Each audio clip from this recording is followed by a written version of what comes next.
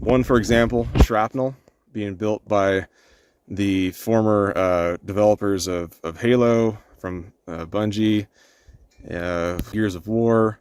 They worked on games like Call of Duty, and there's also, I believe, some people from DICE that came over to help build this game called Shrapnel. This is a huge Seattle-based team.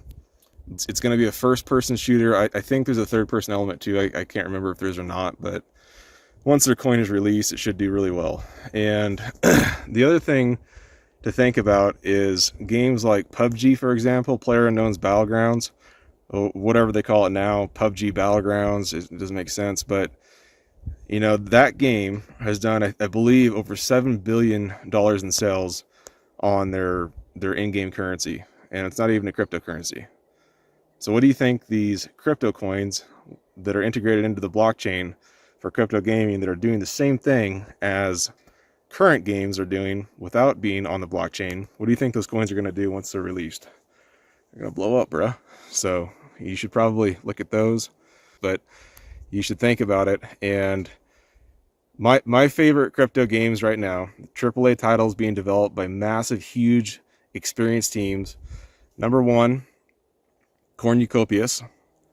And I say that because it's getting pretty far along in terms of their development. We're still in the very, very early stages, but this game will develop or will be released on every platform. So we're talking cell phones first, you know, mobile devices, but PlayStation, Xbox, PC, all that stuff. So the adoption curve should be pretty substantial, pretty huge. Another one to look at is Imposters, developed by Elio Trades. It's kind of his life's work. And this social deduction game, and it's pretty incredible. And if you're smart, or maybe if you're not smart, you know, because this again is not financial advice, you could own a imposter NFT, or 3 or 4 or 5 or 6 or 7, and you could still be earning Bloodcoin, which is the in-game currency, which also allows you in-game purchases again. So Bloodcoin, Shrapnel, once they actually release their coin, Cornucopias, which is Copi, C-O-P-I, and that is their in-game currency. They've had land sales, you know, and that's going to be an NFT as well, the land sales are. But those of us that minted early, we have some nice chunks of land in the game, and this could be worth a lot of money. So this game takes off. You know, the thing that I'm excited about with games in the cryptocurrency space and blockchain technology is these AAA titles being developed by these real AAA teams actually have the ability to potentially decouple from the price of Bitcoin. And the reason why I say that, and all you people are like, oh God, he's an idiot, he doesn't know what he's talking about. All of these coins are going to be bought by people who don't even know that they're buying cryptocurrency to buy in-game items. So Joe Blow, gamer dude, is going to be on there buying Copi coin, for example, C-O-P-I, with his credit card, just, oh yeah, or his mom's credit card, because he lives in a basement probably, right? So he'll be doing that, and it's just going to jack the price of Copi up for all of us that bought in early, you know, when it's at 1 cent, 2 cents, 3 cents, 4 cents, whatever it is.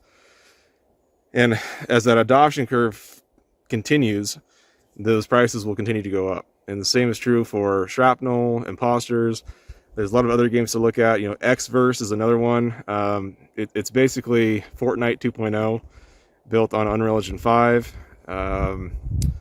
There's so many games being made right now. Are they all going to survive? Of course not. You know, a lot of them are going to do really poor. So you got to really think about who the team is, read the white paper, get into the Discord channel, become part of the development process, you know, in whatever fashion that is for you, but at least make informed decisions before you invest into things, and understand that all of these could go to zero. You know, the entire macro state of the world right now is kind of in chaos.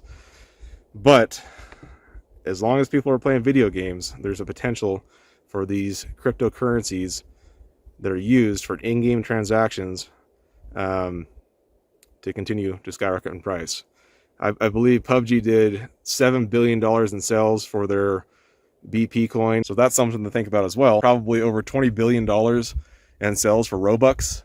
Imagine if Robux was on the blockchain as a cryptocurrency, you know? So to me, the game that's going to get most widely adopted by the most amount of people first is going to be cornucopias, because it's going to be playable for everybody, all ages.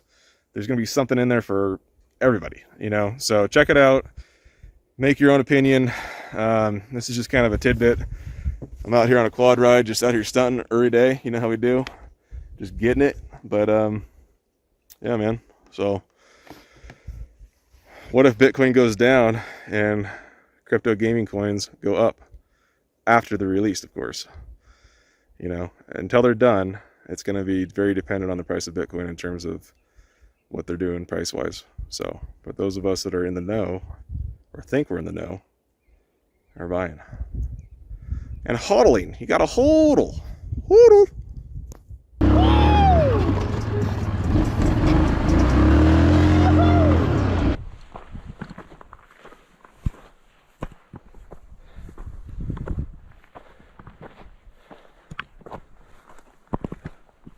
We're good, bro.